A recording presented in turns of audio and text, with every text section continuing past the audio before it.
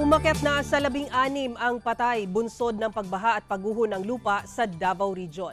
Alamin natin ang detalye sa live report ni John D. Esteban ng GMA Regional TV 1 Mindanao. John D.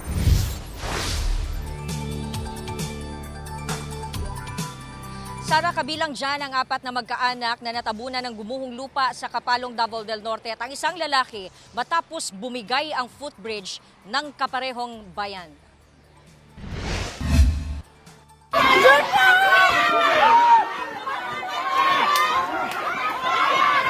Nagkagulo ang mga taga-sitio Tagwango sa Barangay Suwaon, Kapalong, Davao del Norte nang bumigay ang kanilang bukod-tanging footbridge.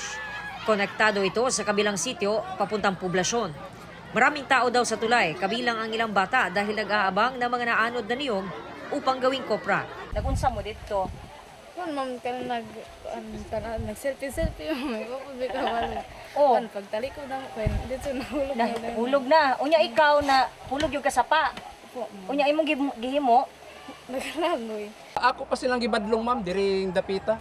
Diri ko nagpatong nga pahawaan gyud og tao kay sobra na ang gibukaton. Di gyud mo kulang sa 40 ka tao. Isang lalaki ang patay na ayon sa anak ay kukuha lang sana ng uling sa kabilang sitio. Kalingaw pa man siyang tanaw ng nalbid og lubi. Hangtod sa na bigay na. Pagbigay, apil siya.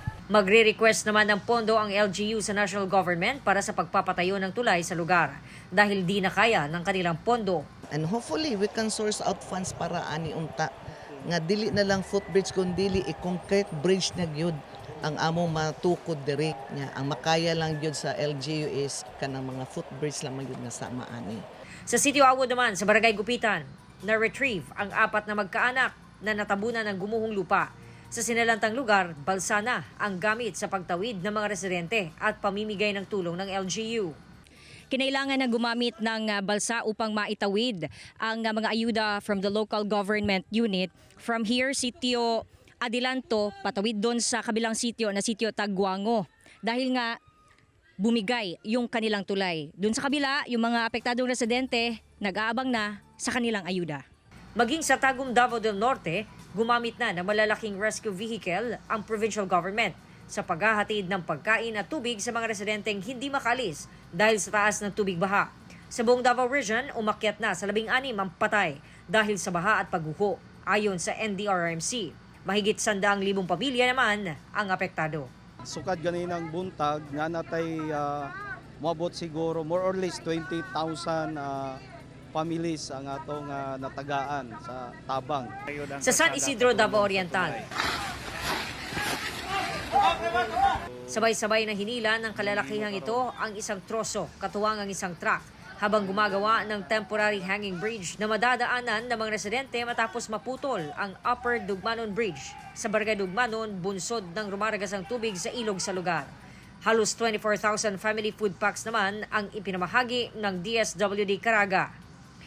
Sa Talacogon, Agusan del Sur, lubog pa rin sa baha ang ilang pananim at bahay.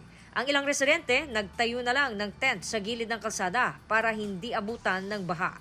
Nagbabangka na rin ang ilang residente sa bayan ng San Luis kung saan hanggang bubong ang tubig baha.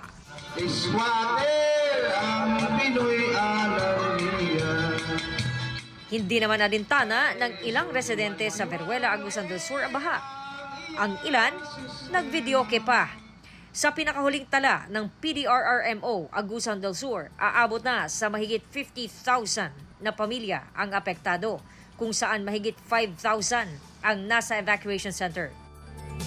Sara, ang nasa likuran ko ay ang Davao River at sa ngayon ay bumaba na ang level ng tubig ng ilog. Habang umakyat naman sa sobra 100,000 na pamilya ang apektado dahil sa pagbaha at pagguho sa buong Davao Region.